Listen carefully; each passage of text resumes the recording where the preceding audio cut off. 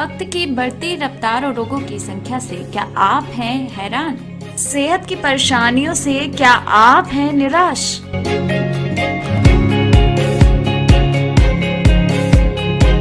तो हेल्थलाइन लेकर आया है तमाम बीमारियों के अनसुलझे राज।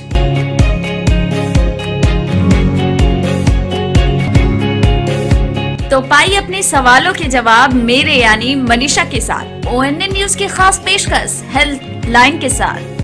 मातृत्व किसी भी महिला के लिए जीवन का सबसे सुखद अनुभव होता है। महिलाओं ने प्रकृति ने भ्रूण के विकास के लिए बच्चेदानी भेंट के तौर पर दिया है। कई बार स्थिति ऐसी प्रतिकूल हो जाती है कि बच्चेदानी को शरीर से अलग करना पड़ता है।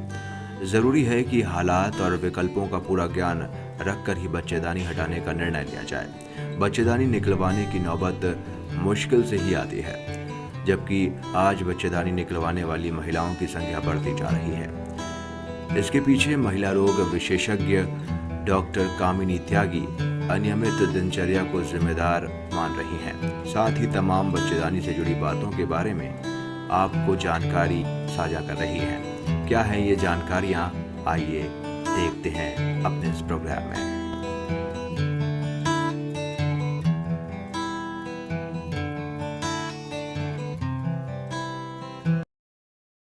माँ बनना हर औरत के लिए एक सुखद एहसास होता है जो नेचुरल तौर पर यानी प्राकृतिक रूप से गॉड गिफ्टेड होता है। जैसे कि नॉर्मल बोलचाल की भाषा में यूट्रस भी बोलते हैं, लेकिन कभी कभी किन्हीं कारणों से इस यूट्रस को निकलवाना पड़ता है। किन कारणों से ये निकलवाना पड़ता है, क्या रीजन होते हैं कि इनका ऑपरेशन कराया जाता है, इन्हीं सब बातों पर आज हम चर्चा करेंगे। और आज हमारे साथ जुड़ी हुई हैं डॉक्टर कामिनी त्यागी, जो कि लैप्रोस्कोपिक एडवांस गायनी सर्जरी हैं, जिनसे हम बातचीत करेंगे और आपके लिए कुछ स्पेशल लेकर आए हैं, क्योंकि हमारा आज का जो शो है वो खास आपके लिए है।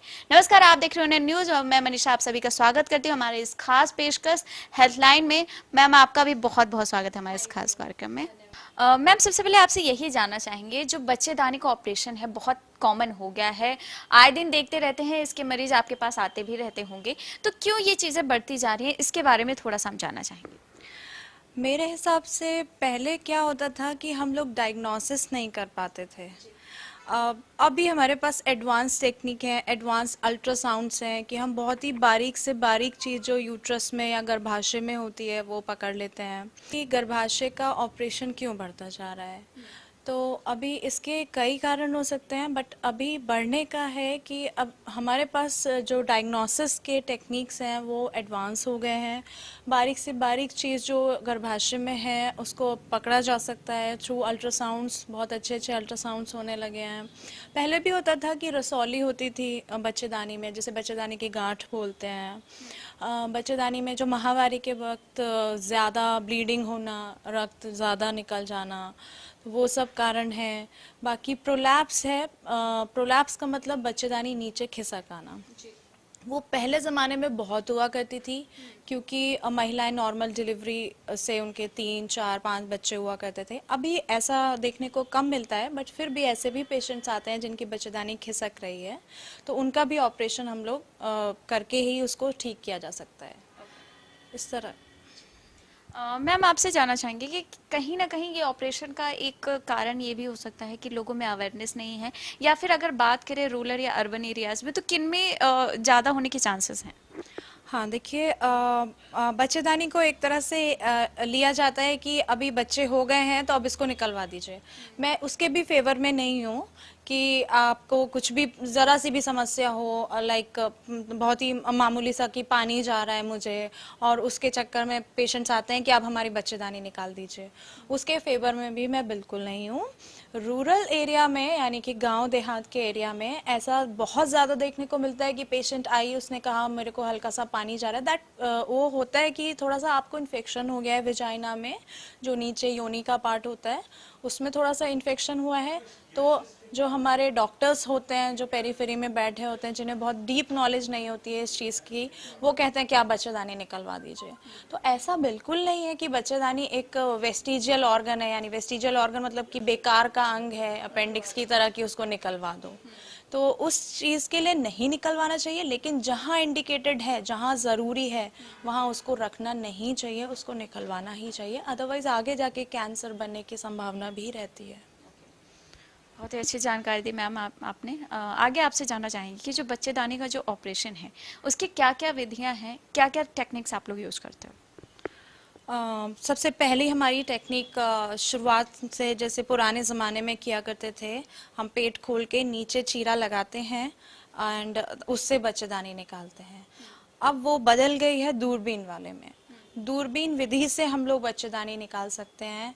जस्ट आपके सिर्फ 1-1 सेंटीमीटर के 3 छेद पेट में होते हैं। दूरबीन से देखा जाता है, इंस्ट्रूमेंट उन छेद के थ्रू अंदर जाके बच्चेदानी को निकाल दिया जाता है। तो अभी इस चीज़ का लाभ है पेशेंट्स के लिए कि उनकी जल्दी छुट्टी हो जाएगी, वो जल्दी अपने काम पे चले जाएंगे। आपको बड़ा सा स्कार जो पहले हुआ करता था 10-12 टाके वाला, वो नहीं मिलेगा आपको। काम मतलब भारी वजन उठाना, सीढ़ियाँ चढ़ना, ये आप सब जल्दी से करने लगेंगे। आपका ब्लड लॉस कम होगा। ये सब लेप्रोस्कोपी विधि द्वारा जो हम लोग बच्चेदानी निकालते हैं उसके फायदे हैं। तो आपके लिए कितना इजी होता है मरीजों को समझाना या उनके गार्जियन को समझाना कि ये जो सर्जरी है उनके लिए हेल्पफुल होगा और ये कितना अच्छा होगा, क्योंकि कहीं ना कहीं वो पुरानी धाराओं में जी रहे हैं, पुराने विश्वास में जी रहे हैं कि वो पहले वाला था, ज़्यादा अच्छा था, अब नीचे चीज़ें नहीं हैं, अवेयरनेस की कमी है। तो कितना टफ होता है? बिल्कुल, कई बार काफ़ी टफ होता है। पेशेंट्स आते हैं, वो कहते हैं मैडम इतने छोटे छेद से आप इतनी बड़ी बच्चेदानी कैसे निकाल देंगी, ये आप कहीं कुछ रह तो नहीं जाएगा। एक तो जो पेरिफेरी में डॉक्टर हैं जिनको इस चीज़ की नहीं नॉलेज है, वो लोग पेशेंट के को बोलते हैं आप पुरानी विधि से कराइए, आप पेट खोलकर ही कराइए, नहीं तो उसमें कुछ पार्ट रह जाता है। सो मैं ये क्लियर करना चाहूँगी कि वो कोई पार्ट नहीं रह जाता। बच्चेदानी के दोनों तरफ 2 ट्यूब होती हैं, अंडाशय होते हैं, ओवरी जिन्हें कहते हैं। तो अभी क्या करना होता है, जो थोड़ी सी यंग महिलाएं हैं जिनकी माहवारी अभी नहीं बंद हुई है, उनके हम ओवरीज छोड़ते हैं, क्योंकि ओवरीज हार्मोन सिक्रेट करते हैं जिससे कि महिला में मीनोपॉज के लक्षण नहीं आते हैं।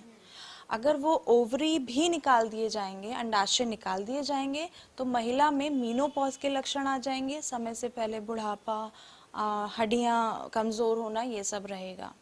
तो ऐसा नहीं है कि बच्चेदानी रह जाएगी उसमें लेप्रोस्कोपी से, उसका फ़ायदा ही है, आपका ब्लड लॉस कम होगा। जैसे मैंने पहले भी बताया आपको हॉस्पिटल में कम रुकना पड़ता है, आपको स्कार्स ही नहीं होते, बाहर से जो टाँके लगते थे पहले 8-8 10-10 वो दिखाई पड़ते हैं, वो सब कुछ नहीं होता है, सिर्फ 2-2 टाँके आते हैं 3 जगह।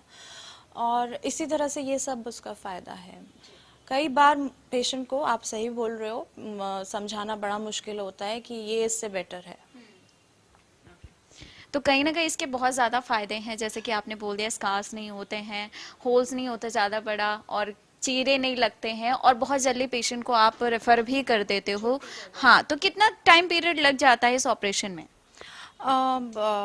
अगर ये केस टू केस डिपेंड करता है। अगर बच्चेदानी फ्रीली मूवेबल है, मतलब कि बच्चेदानी के आसपास कोई चिपकापन नहीं है, आते नहीं चिपकी हैं, वो हमारा ऑपरेशन 1 घंटे में ख़त्म हो जाता है। और अगर बच्चेदानी के आसपास चिपकापन है, कई बार एक डिसीज़ होती है एंडोमेट्रियोसिस, एडिनोमायोसिस, इसके बारे में भी मैं थोड़ी सी जानकारी देना चाहूँगी क्योंकि पेशेंट्स को इसके बारे में अवेयरनेस नहीं है। क्या होता है कि महिला को जब पीरियड आता है, उससे उसके शुरू के 2-3 दिन उसको असहनीय दर्द होता है। महिला काम नहीं कर पाती है, उठ नहीं पाएगी। इवन कई पेशेंट्स आते हैं, कहते हैं हम बहुत रोते हैं, हमें बहुत दर्द होता है, लेकिन कोई भी ये नहीं जानता है कि उसको किस तरह से हमें टैकल करना चाहिए उस चीज़ को, और क्या है ये। तो एंडोमेट्रियोसिस होता है कि जो बच्चेदानी की झिल्ली होती है वो बच्चेदानी के वॉल में आके चिपक गई है। तो जब भी पीरियड होता है वहाँ पे भी ब्लीडिंग होती है, और वो ब्लीडिंग बढ़ते बढ़ते उस बच्चेदानी को फुला देती है, जिसे आम भाषा में सूजन आना कहते हैं कि बच्चेदानी में सूजन आ गई है। उस चीज़ को हमें डेफिनेटली उसकी कुछ ही दवाइयाँ हैं जिससे आपको एक हद तक तो आराम मिलेगा, लेकिन अगर आपके बेबीज़ हैं, आपकी फैमिली कंप्लीट है, तो बेटर है कि आप बच्चेदानी निकलवा दो। उस डिजीज़ में कभी कभी होता है कि आंतें भी चिपकी हुई हैं यूट्रस के आसपास, तो उसमें हमें कई बार 2 घंटे 2.5 घंटे भी लगते हैं। कितना ये आगे चल के हार्मफुल हो सकता है? जैसा कि अभी स्टार्टिंग में आपने बताया कि कैंसर हो सकता है, तो कितने परसेंट चांसेस होते हैं कि कैंसर हो सकते हैं? परसेंट इज लाइक, अगर माहवारी में ब्लीडिंग ज़्यादा हो रही है, महा बच्चेदानी की मैं अलग अलग करके बताऊंगी। बच्चेदानी की रसौली का कैंसर में तब्दील होना बहुत ही कम है, इट्स लाइक 0.1%। 0.1% ही चांस है कि जो नॉर्मल बच्चेदानी की गांठें होती हैं वो कैंसर बन जाए। बाकी जो, हाँ, आपकी अगर आपको आपकी उम्र 40 साल है और आपको पीरियड आ रहा है, बहुत ज़्यादा पीरियड आ रहा है, आपने अल्ट्रासाउंड कराया, बच्चेदानी की झिल्ली की मोटाई बढ़ी हुई आई है, वो हमारा खतरनाक हो सकता है। वो आगे जाके आपका कैंसर में बदल सकता है। उसमें लाइक आपके 10 से 15% तक चांसेस होते हैं कि आगे जाके आप कैंसर में ये तब्दील हो जाए। मैम, आपसे आगे जानना चाहेंगे, क्या गर्भाशय निकालने के बाद भी मेनोपॉजल के लक्षण आने लगते हैं? हाँ, जैसे मैंने अभी आपको बताया कि गर्भाशय, सिर्फ गर्भाशय निकालने से मेनोपॉज के लक्षण तुरंत नहीं आते हैं। जो गर्भाशय के दोनों तरफ, राइट एंड लेफ्ट, ओवरी होते हैं, अंडाशय होते हैं, उनको हम निकाल देंगे तो फिर हार्मोन सिक्रीट होना बंद हो जाएंगे और उससे मेनोपॉज के लक्षण आते हैं। इसीलिए कई पेशेंट जिद करते हैं, मैडम आप बच्चेदानी निकाल रही हैं, दोनों अंडाशय भी निकाल दीजिए। ये भी नहीं करना चाहिए। अगर आपके अंडाशय हमें देखने में अच्छा लगता है, ठीक लगता है कि ये हेल्दी है अंडाशय, आपका अल्ट्रासाउंड में भी आया कि अंडाशय में कोई सिस्ट नहीं है, सब कुछ ठीक है, तो फिर बेटर है कि हम उसे छोड़ दें। तो आप जल्दी से, आपको मेनोपॉज नहीं आएगा। और अगर किसी वजह से, जैसे कि अंडाशय का कैंसर होने की संभावना, उसमें हमें अंडाशय निकालने पड़ते हैं, तो हम हार्मोन रिप्लेसमेंट थेरेपी, उसको HRT कहते हैं, वो देते हैं, तो महिला के मेनोपॉज वाले लक्षण नहीं आते हैं। कभी कभी ऐसा भी होता है कि ऑपरेशन के बाद जो मरीज होता है उसको थोड़ा ठीक होने में टाइम लगता है। किन कारणों से ऐसा होता है? हाँ बिल्कुल, सारे मरीज एक जैसे नहीं होते हैं। सब लोग ऐसा ना सोचे कि वो भी 4 दिन में छुट्टी हो गई थी और आराम से चल रही है, मैं भी ऐसी हो जाऊंगी और मैं क्यों नहीं सही हो रही हूँ। इसके कई कारण हैं। अगर पेशेंट को उच्च रक्तचाप है, हाइपरटेंशन जिसे कहते हैं, जो आजकल बहुत कॉमन है देखने में, किसी को डायबिटीज़ है, किसी का मोटापा ज़्यादा है, तो इस तरह के जो पेशेंट्स हैं ये हाई रिस्क पेशेंट होते हैं और इनके रिकवरी में टाइम लगता है, क्योंकि आपका बीपी भी कंट्रोल करना है, ब्लीडिंग कई बार ज़्यादा हो जाती है तो हमें ब्लड चढ़ाना होता है। डायबिटीज़ के अपने प्रॉब्लम्स हैं। डायबिटीज़ में, मधुमेह में क्या होता है कि आपका स्कार जो है वो देर में भरता है, तो आप देर में ही रिकवरी होती है उसकी। मोटापे के अलग से प्रॉब्लम है। मोटापे में अगर आप जल्दी से नहीं चलते फिरते हो ऑपरेशन के बाद, तो आपके पैर की वेन्स में रक्त जम सकता है, उससे आगे जाके बहुत प्रॉब्लम होती है। इसीलिए हम ऑपरेशन के 24 घंटे के बाद ही पेशेंट को चलवा देते हैं।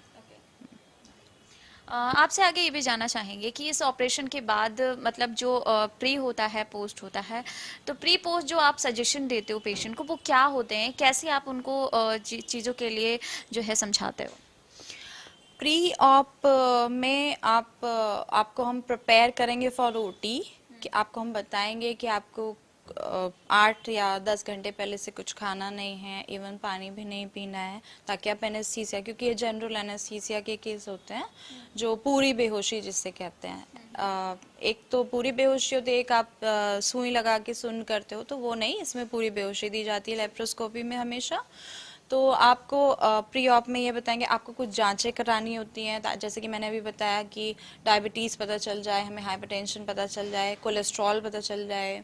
तो पेशेंट के सारे हाई रिस्क फैक्टर, जो कि एनेस्थीसिया के पर्पज से बहुत इंपॉर्टेंट है, बेहोशी के, जो बेहोशी की दवाएं हैं वो एक प्रॉपर डोज में देनी होती हैं और हर पेशेंट के लिए अलग अलग तरह से है। तो इस वजह से हमें प्री ऑप में सारा ये सब कराना होता है। पोस्ट ऑप में रिकवरी फास्ट हो तो हम बताते हैं कि 24 घंटे में पेशेंट को मोबिलाइज हो जाना चाहिए, पेशेंट खुद चले फिरे, अपना काम करना शुरू करे। और अगर इस तरह से होता है तो, और पौष्टिक खाना, ऑब्वियसली आपको जो भोजन लेना है, शुरुआत में थोड़ा सा तरल पदार्थ लेना है, लाइक दाल है, सूप है, एंड देन खिचड़ी है, और फिर आप अपना पूरा खाने पे आ सकते हो। जो ऑफिस गोइंग लेडीज होती हैं इस ऑपरेशन के बाद कितने टाइम पीरियड के बाद अपना नॉर्मल रूटीन फॉलो कर सकती हैं? लाइक कहीं ना कहीं ये ऑपरेशन होता है तो उनके लिए थोड़ा रिस्की भी हो जाता है, तो कितना टाइम लगता है उनको ऑफिस जाने में, खुद बाइक चलाने में, या जो भी है? सी बहुत जो थिन बिल्ड पेशेंट है एकदम नॉर्मल, उसको कोई रिस्क फैक्टर नहीं है, 15 डेज में एकदम नॉर्मल लाइफ जी सकते हैं। वो आराम से अपना ड्राइव करती है, ड्राइव करके ऑफिस जा सकती है, वहाँ पे बैठ सकती है। हाँ, आपको ऑब्वियसली आप हार्ड वर्क नहीं कर सकते। हार्ड वर्क मतलब कि आप बाल्टियाँ वाल्टियाँ उठा के नहीं जा सकते हो कहीं पे, कुछ इस तरह का स्ट्रेनुअस वर्क नहीं करना है। पर हाँ, जो नॉर्मल ऑफिस गोइंग लेडीज़ हैं वो ऑब्वियसली जाके टेबल चेयर पे ही बैठना होगा, उन्हें कुछ काम करना होगा। सो वो सब कर सकती हैं, 15 डेज में एकदम पहले की तरह कर सकती हैं।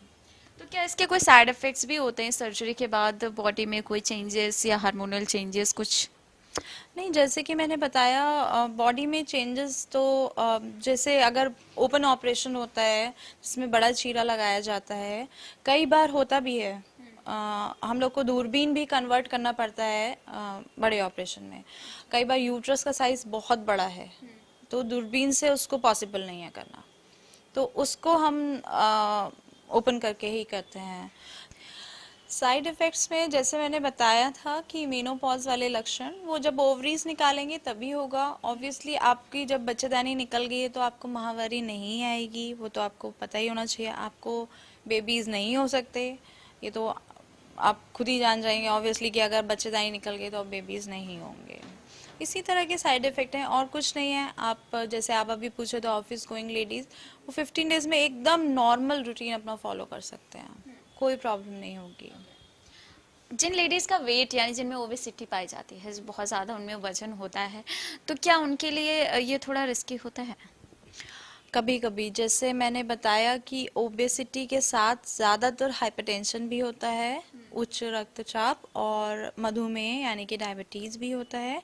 और अगर सिंपल ओबेसिटी है तो बल्कि थोड़ा बहुत हम लोग को भी प्रॉब्लम होगी ऑपरेशन में, चाहे वो ओपन हो चाहे वो दूरबीन लेप्रोस्कोपिक प्रोसीजर हो।